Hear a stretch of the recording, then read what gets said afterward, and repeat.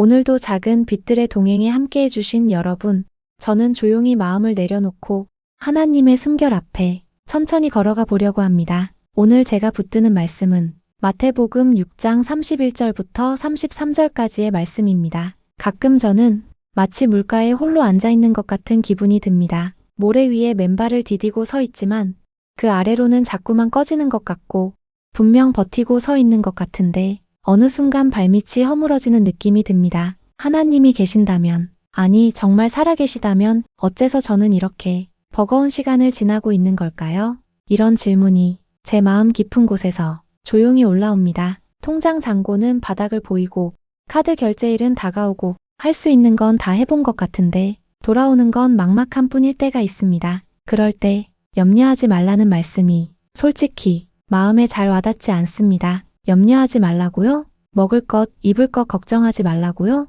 지금 제가 어떤 상황인지 정말 알고 계시긴 할까요?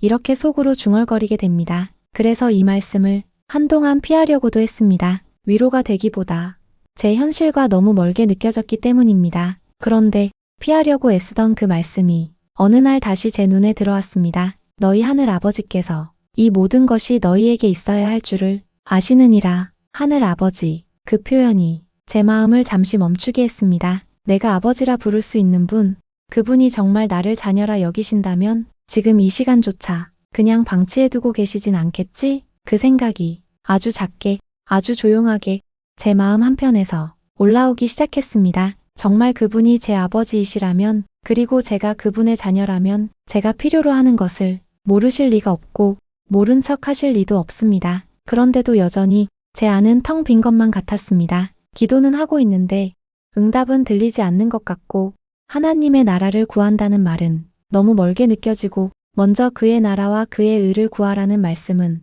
지금 당장 오늘 하루를 버티는 것도 벅찬 저에게 너무 큰 요구처럼 느껴지곤 했습니다. 그래서 저는 조용히 앉아서 제 마음속 이야기를 하나님께 꺼내놓기 시작했습니다. 하나님, 사실은요, 저 무섭습니다. 이렇게 살다가 망할까봐, 모든 걸 잃어버릴까봐 너무 두렵습니다. 하나님, 제가 뭘 잘못했는지도 잘 모르겠고 잘해보려고 노력은 하는데 왜 이렇게 안 풀리는지 모르겠습니다. 너무 지칩니다. 그렇게 제 마음을 있는 그대로 다 꺼내놓고 나서야 말씀이 조금 다르게 들리기 시작했습니다. 너희는 먼저 그의 나라와 그의 의를 구하라. 예전엔 이 말씀이 명령처럼만 들렸습니다. 이것부터 해라. 저것을 먼저 해라. 라는 부담으로 다가왔는데 어쩌면 이 말은 명령이 아니라 초대일지도 모른다는 생각이 들었습니다. 너 지금 삶에 쫓기고 있지? 계산기 두드리며 매일 불안하지? 그래서 더는 너 자신을 중심에 두지 말고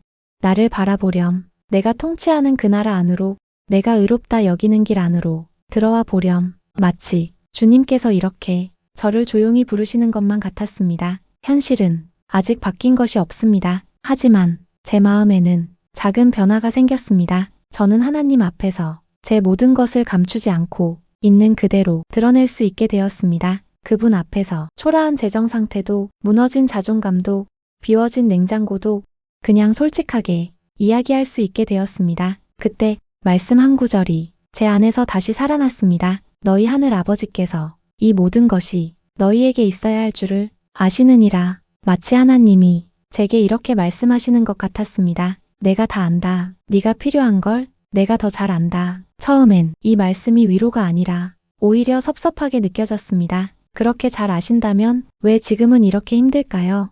이런 마음이 먼저 올라왔기 때문입니다. 하지만 시간이 지나면서 그 문장은 조금씩 섭섭함의 문장에서 신뢰의 문장으로 바뀌기 시작했습니다. 그래, 저는 모릅니다. 제가 모르는 길, 제가 계산할 수 없는 시간표, 제가 다 이해할 수 없는 계획. 그러나 하나님은 아십니다. 저는 눈앞의 부족함만 보며 당장 채워지기만을 바라지만 하나님은 제 안에 더 깊은 갈망, 더 깊은 믿음, 더 깊은 하나님 나라를 먼저 채워가고 계신지도 모릅니다. 그리고 언젠가 오늘 이 시간을 다 지나고 나면 저는 이렇게 고백하게 될지 모릅니다. 그땐 정말 너무 힘들었어요. 하지만 돌아보니 그때에도 하나님은 저를 떠나지 않으셨어요. 제가 가진 것보다, 제가 이룬 것보다 먼저 저를 붙잡고 계셨더라고요. 오늘 하루 저는 이 말씀을 제가 애써 붙드는 것 같지만 사실은 말씀이 저를 붙들고 있다는 걸 조금씩 느껴갑니다. 버틸 힘이 없을 땐 그냥 하나님 앞에 앉아있기만 해도 괜찮다고 제 마음을 달래봅니다. 하늘 아버지께서 제 마음까지도 채우실 줄 저는 믿고 싶습니다. 그분이 제 공급자이시라면 오늘 제 부족도, 제 눈물도, 제 절망도 결코 외면하지 않으실 것이기 때문입니다. 그렇게 마음을 내려놓고 있는데 예수님이 하신 또 하나의 말씀이 불현듯 떠올랐습니다. 오늘 있다가 내일 아궁이에 던져지는 들풀도 하나님이 이렇게 입히시거든. 하물며 너희일까 보냐.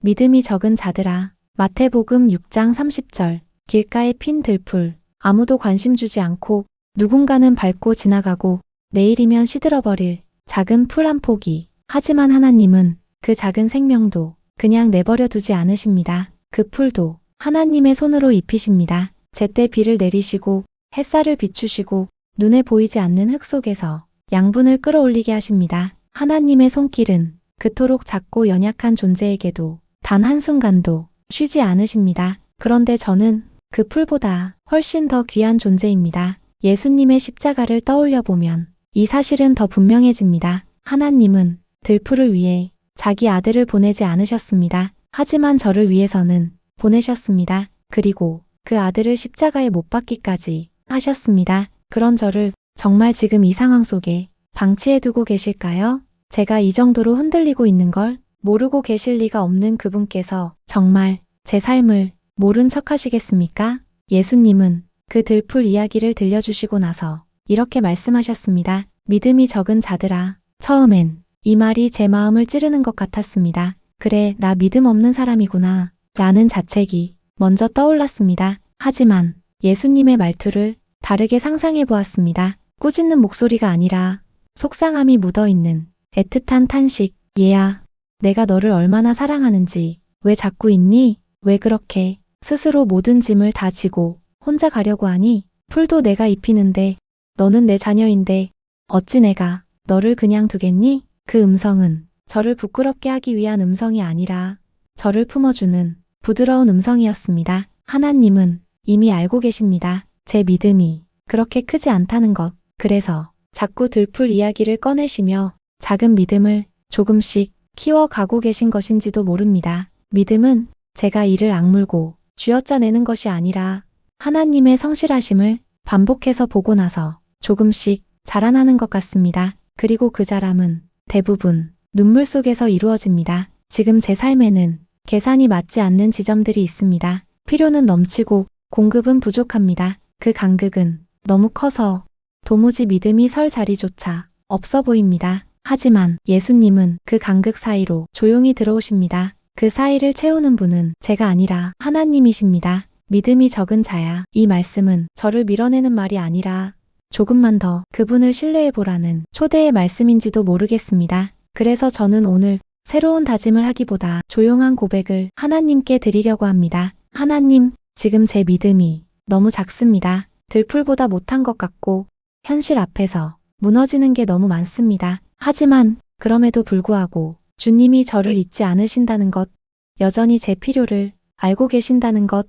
그 사실을 믿어보려 합니다. 오늘은 겨우 작은 믿음 하나 붙들고 버티며 살아가지만 내일은 이 작고 여린 믿음 위에 조금 더 담대함을 올려놓을 수 있기를 소망합니다. 주님, 들풀도 입히시는 당신께서 저도 입히시고 먹이시고 살리시리라는 것을 제 마음 깊은 곳에 새기게 해주옵소서. 오늘도 제게 필요한 것을 알고 계신 하나님, 그 하나님이 나의 아버지이시기에 저는 이 시간을 믿음 없는 자처럼이 아니라 하나님의 자녀로서 걸어가기로 합니다. 천천히, 그러나 멈추지 않고 눈앞의 현실이 아니라 저를 잊지 않으시는 주님을 바라보며 걸어가겠습니다. 혹시 오늘 저처럼 마음이 무겁고 앞이 잘 보이지 않는 분들이 계시다면 우리 함께 예수님의 이 말씀을 조용히 마음에 올려놓아 보면 좋겠습니다. 하늘 아버지께서 너희에게 있어야 할 것을 아신다. 내가 다 알지 못해도 길이 보이지 않아도 지금 이 순간조차도 하나님은 저와 여러분의 필요를 아시고 마음까지도 살피고 계신다는 것을 작게나마 믿어보려고 합니다. 그래서 저는 오늘 모든 걸 다 잘 믿는 사람으로가 아니라 흔들리고 두려워하지만 그럼에도 주님께 돌아가는 하나님의 자녀로서 하루를 살아보려 합니다. 그리고 이렇게 제 마음으로 기도합니다. 주님, 오늘도 제 삶을 아시고 제 숨결 하나까지 아시는 주님, 제가 염려에 휩쓸리지 않고 하늘 아버지를 바라보며 한 걸음씩 걷게 해주옵소서. 내일 일을 다 알지 못해도 오늘 주님과 함께 걷는 이 한 걸음이 헛되지 않도록 붙들어 주옵소서. 여러분, 오늘도 수고 많으셨습니다. 부족한 하루였을지라도 실수투성이의 시간이었을지라도 하나님 아버지 품 안에서만큼은 여러분은 결코 버려진 존재가 아닙니다. 이 밤 주님 품 안에서 마음이 조금은 가벼워지고 내일 아침 눈을 뜨실 때 하나님, 오늘도 저와 함께 걸어가 주세요. 그 한마디 고백으로 다시 하루를 시작하실 수 있기를 조용히 축복합니다. 오늘도 작은 빛들의 동행, 저는 이 길 위에서 여러분과 함께 주님을 바라보며 걷겠습니다.